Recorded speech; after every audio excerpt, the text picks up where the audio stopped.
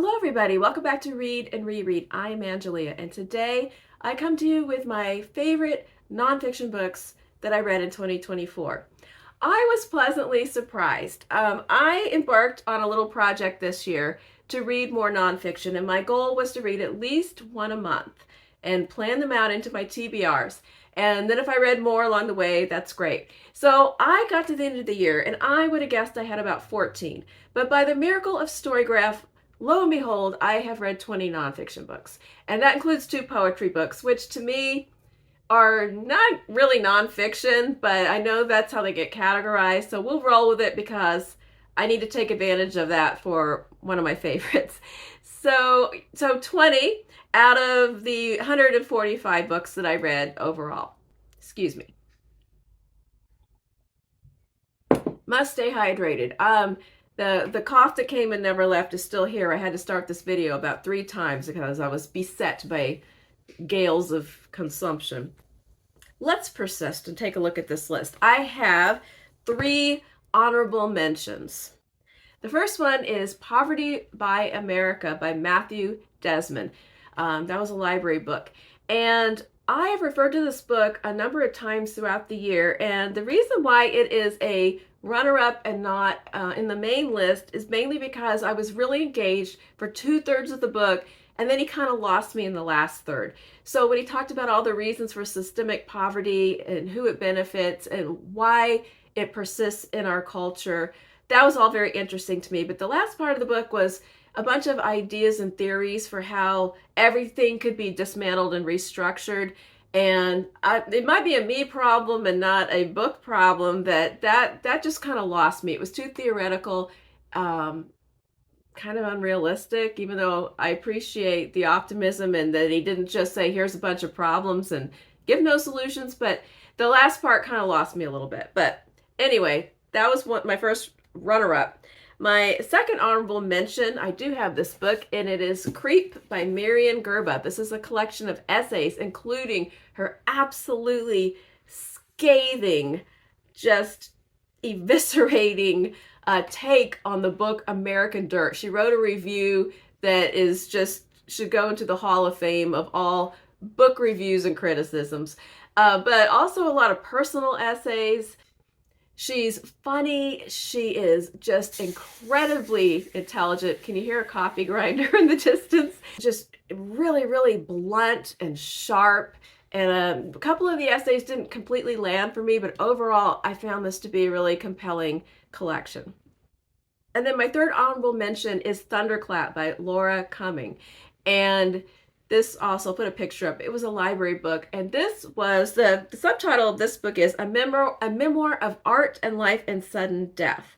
And in this book, Cumming combines a reflection upon her relationship with her father, who was an artist and who introduced her to the wonders of Dutch art.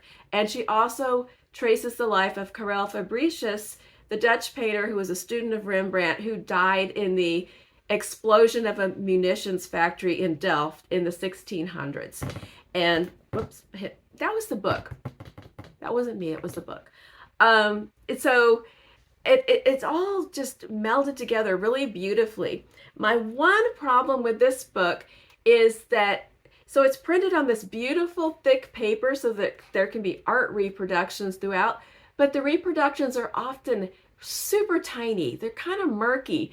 She's talking about these incredible pieces of art and referring to them in detail. And then the picture will be this little teeny square on the page instead of half the page, the whole page. I wanted more visuals. If they were going to go to the bother of making the book such high quality to be able to put the reproductions in there, I wanted them to be bigger. So those are my honorable mentions. And now I have 5 books that I want to talk about that were my favorite nonfiction books of the year. 4 of them are in no particular order, but there is a top book. I'm going to begin with the foreshadowing with the poetry book.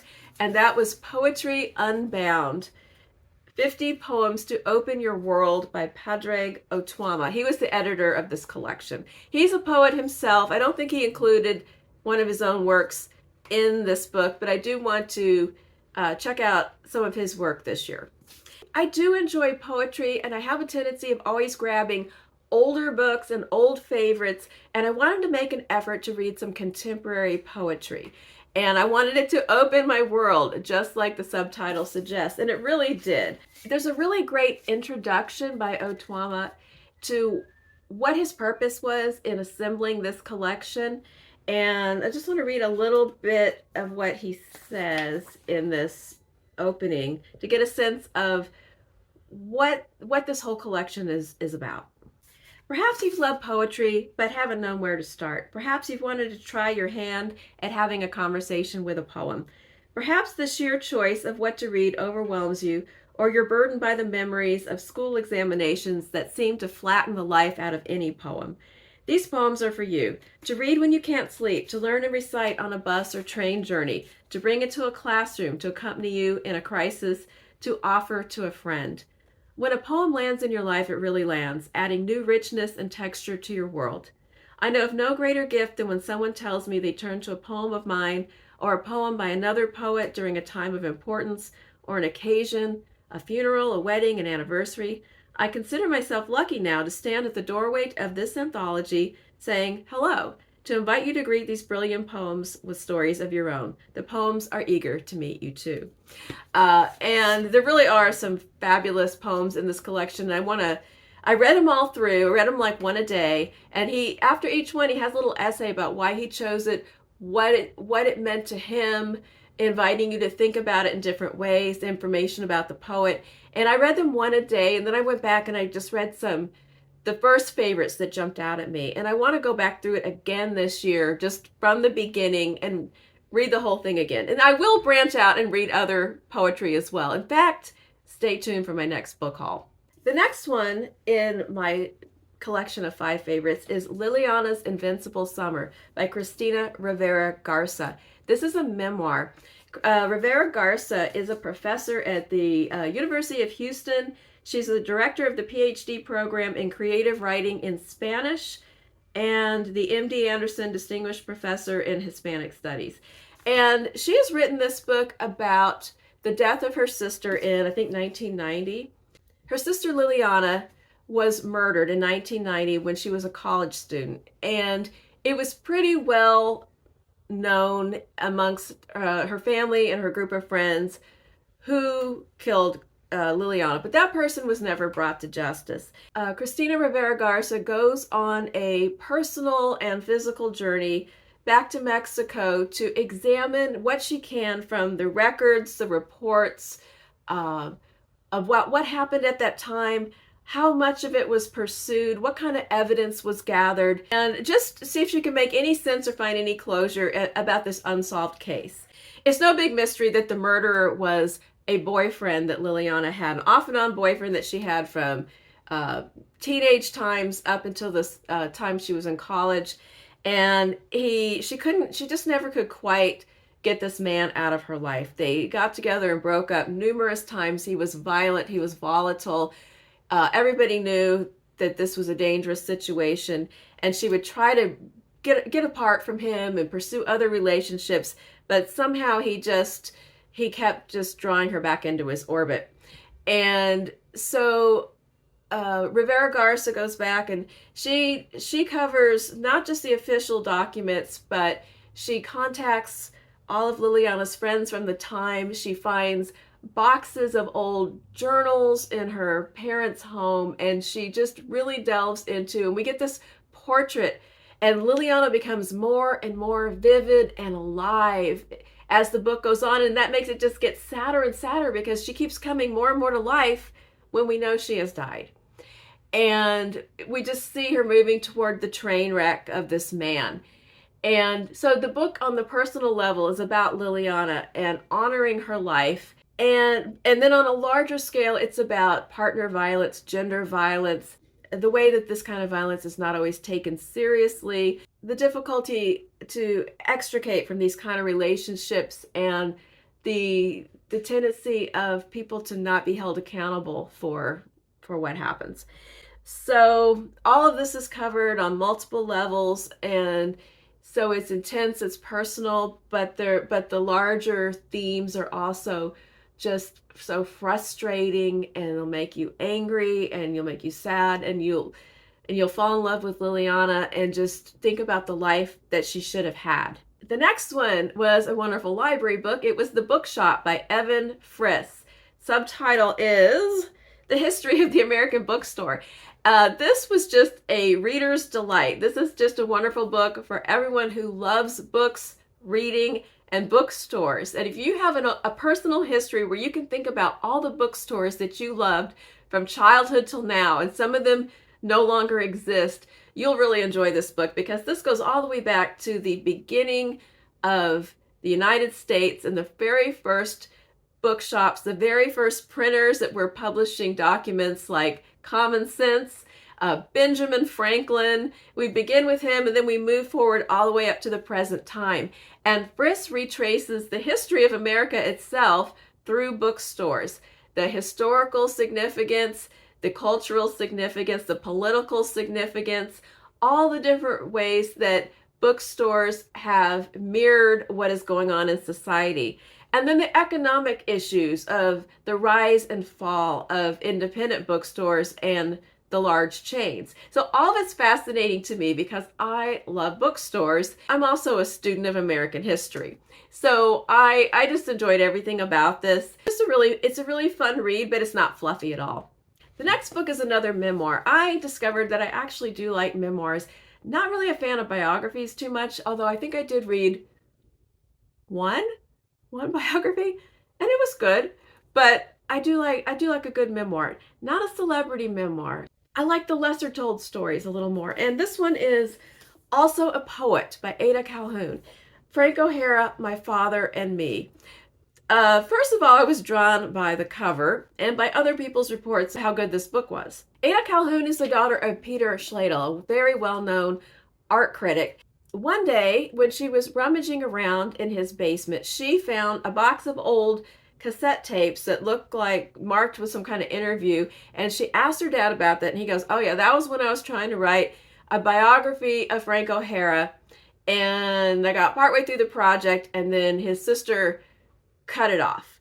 Well, Schlegel was infamously kind of a grating type personality. Ada's mother joked that he should hand out business cards that said Peter Schlegel, burner of bridges, because he just tended to kill conversations and rub people the wrong way. And so Calhoun thought, well, I don't know what happened back in the 70s, but I think I'm going to revive and do this project. So she starts by listening to all the tapes, and she embarks on her first plan is that she's going to write the biography of Frank O'Hara that her father never finished. Well, it doesn't go as she planned. That book never happens, but we get this book instead. And it is about her journey that begins with that project, but it just extends in, well, first of all, she hits some of the same roadblocks he hits. So it's not entirely because of his personality. It's about somebody else's personality.